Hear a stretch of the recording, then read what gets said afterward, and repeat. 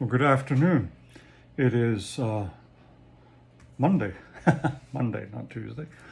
It is Monday, September the 23rd, and we're going to go into the King James Bible, the book of 1 Samuel, chapter 30. And it came to pass when David and his men were come to Ziklag on the third day, that the Amalekites had invaded the south and Ziklag, and smitten Ziklag, and burned it with fire, and had taken the women captives that were therein. They slew not any, either great or small, but carried them away, and went on their way. So David and his men came to the city. Behold, it was burned with fire, and their wives and their sons and their daughters were taken captives.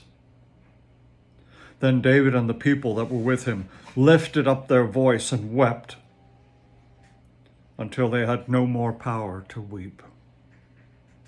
And David's two wives were taken captives, Ahinoam the Jezreelitess, and Abigail, the wife of Nabal the Carmelite.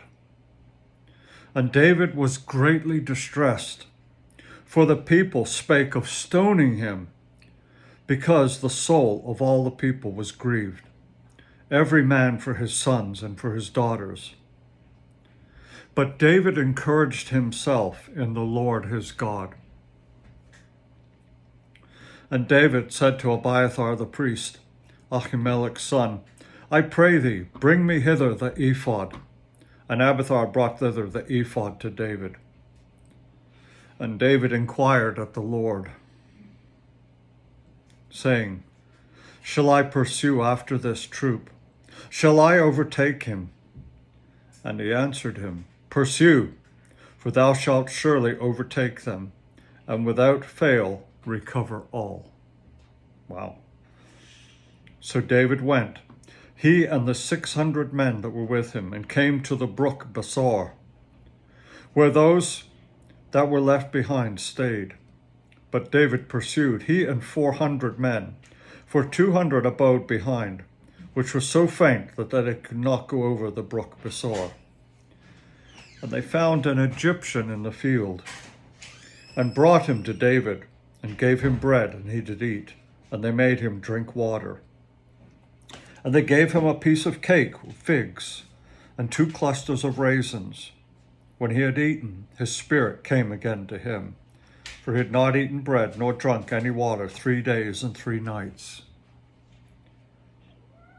And David said unto him, To whom belongest thou, and whence art thou? And he said, I am a young man of Egypt, servant to an Amalekite, and my master left me, because 3 days agone I fell sick. We made an invasion upon the south of the Cherethites, and upon the coast which belongeth to Judah, and upon the south of Caleb, and we burned Ziklag with fire. And David said to him, Canst thou bring me down to this company? And he said, Swear unto me by God that thou wilt neither kill me, nor deliver me into the hands of my master, and I will bring thee down to this company. And when he had brought him down, behold, they were spread abroad upon all the earth, eating and drinking and dancing, because of all the great spoil they had taken out of the land of the Philistines, and out of the land of Judah. And David smote them with the twilight, even unto the evening of the next day. And there escaped not a man of them, save 400 young men which rode upon camels and fled. And David recovered all that the Amalekites carried away, and David rescued his 2 wives. And there was nothing lacking to them, neither great, neither small nor great, neither sons nor daughters, neither spoil nor anything that had taken to them. David recovered all. And David took all the flocks and the herds, which they drave before those other cattle, and said, This is David's spoil. And David came to the 200 men, which were so faint that they could not follow David, whom they had made also to abide at the brook Besor. And they went forth to meet David, and to meet the people that were with him.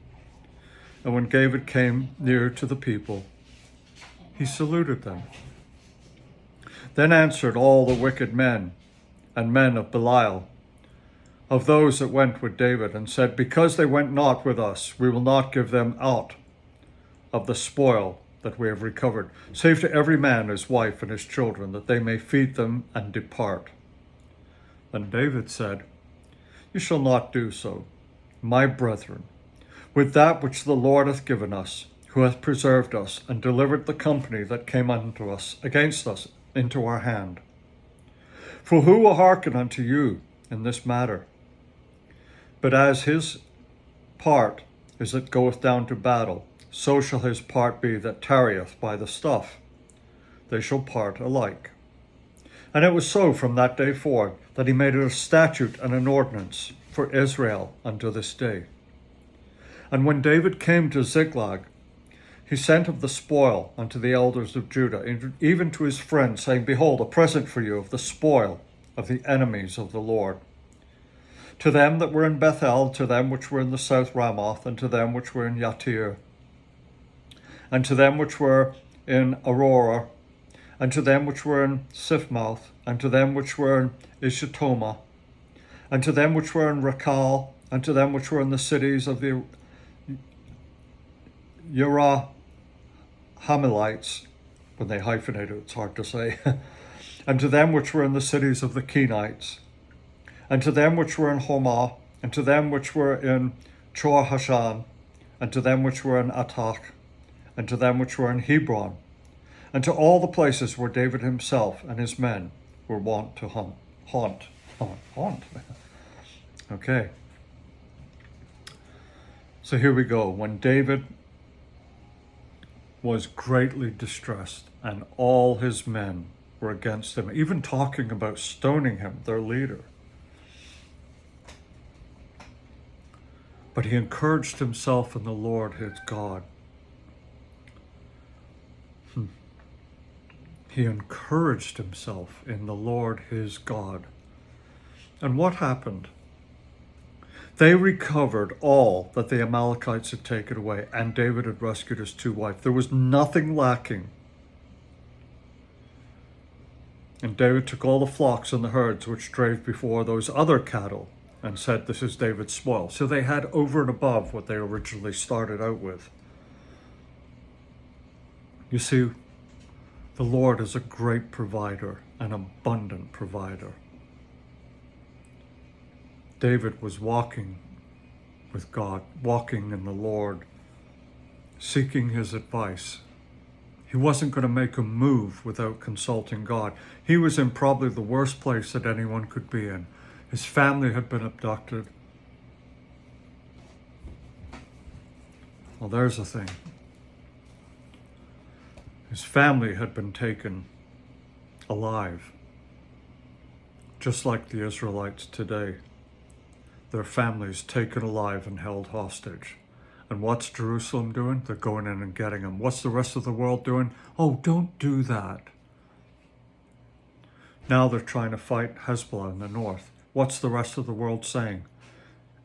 USA is warning them not to fight Hezbollah. Hezbollah are hiding rockets, not just little tiny rockets, ballistic missiles in Lebanese homes and garages. Ballistic missile. Can you imagine living over a ballistic missile that's in your garage? And they've known about this for years, the IDF, the Israelites.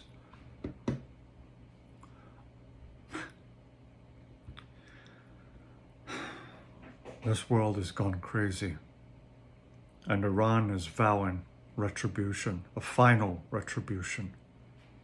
We are closer to Jesus' second coming than we could ever imagine. I would urge you to start watching Israeli news.